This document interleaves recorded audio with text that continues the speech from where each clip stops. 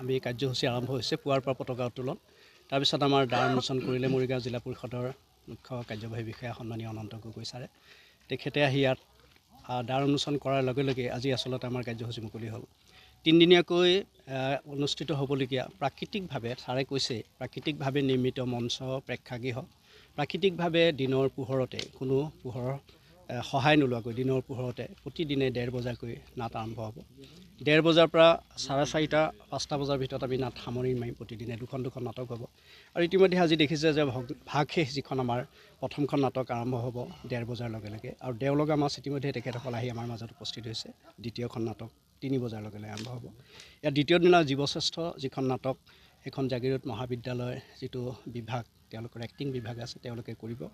আৰু পিছৰখন পদ্মপ্ৰিয়া পাকিজা বেগম সকলো প্ৰখ্যাত তোৰ আন্তঃৰাষ্ট্ৰীয় পৰ্যায়ৰ এগৰাকী প্ৰখ্যাত অভিনেত্ৰী তেখেতৰ নিজৰ পৰিচালনা অভিনয়েৰে যিখন পদ্মপ্ৰিয়া নাটক দ্বিতীয়খন নাটক অহাকাইলৈ আৰু তৃতীয় তথা শেষ দিনৰ যিখন নাটক থাকিব অহা দেওবাৰে প্ৰথমখন যোগ্য ভোগ্য বসুন্ধৰা এইখনো আমাৰ বিশ্বজিৎ ডেকা সকলোৱে জানে এগৰাকী প্ৰথিতযশা পৰিচালক নাট্যকাৰ তেখেত আমাৰ মঙলদৈৰ পৰা যিটো জেংৰাই নাট্যগোষ্ঠী প্ৰখ্যাত নাট্যগোষ্ঠী তেখেতসকল আৰু দ্বিতীয়খন নাটক ছাতিৰ মাক আৰু হাই চেণ্ডেলৰ ফিটা এইখন এখন অতি গুৰুত্বপূৰ্ণ নাটক আৰু বিভিন্ন সময়ত মঞ্চত তেখেতসকলে দৃষ্টি আকৰ্ষণ কৰিবলৈ সক্ষম হৈছে নৱজ্যোতি বৰাৰ পৰিচালনাৰে জ্যোতিশিল্প নগাঁও তেখেতসকলে পৰিচালনা কৰিব গতিকে আমি ভাবোঁ যে যোৱা বছৰ আমি 6খন নাটক কৰিছিলোঁ আৰু ইয়াতে লোকাৰণ্য হৈ পৰিছিলে আমাৰ কোনো মাইক যোগে আমি প্ৰচাৰ চলোৱা নহয় প্ৰাকৃতিকভাৱে আমি ৰাইজক নিমন্ত্ৰণ জনাওঁ আমন্ত্ৰণ জনাওঁ আৰু খুব আন্তৰিকতাপূৰ্ণভাৱে ইয়াত আমি সহাৱস্থান কৰোঁ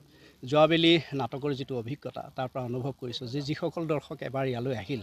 তেখেতসকলে ভূয়সী প্ৰশংসা কৰিছে আৰু যোৱাবাৰ আমাৰ শিল্পীৰ পৰা সাংস্কৃতিক কৰ্মীৰ পৰা আৰম্ভ কৰি আন্তঃৰাষ্ট্ৰীয় পৰ্যায়ৰ যিগৰাকী বলিউডৰ যিগৰাকী প্ৰযোজক পৰিচালক অভিনেতা চিত্ৰশিল্পী তেখেতক জানে আপোনালোকে ৰাজেন ৰাজখোৱা তেখেত আহি উপস্থিত হৈছিলে আৰু আমি এই আজিৰ যিটো নাটকৰ অনুভৱ আজিৰ দিনটোৰ পৰা আৰম্ভ হ'ব মই ভাবোঁ মৰিগাঁও জিলাখনৰ কাৰণে এটা নতুন চিন্তা আৰু চেতনাৰ এই আমদানি হৈছে আৰু এই অনাগত দিনত অব্যাহত থাকিব আৰু আমি আশা কৰিম আপোনালোকৰ জৰিয়তে সকলো দৰ্শকক আহ্বান জনাইছোঁ কৈছোঁ মাইক যোগে আমি ৰাজহুৱাকৈ খুব প্ৰচাৰ কৰা নাই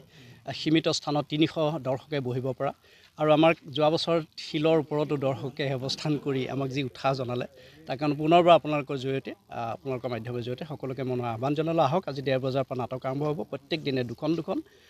3 দিনে আপোনালোকে নাটক উপভোগ কৰক ধন্যবাদ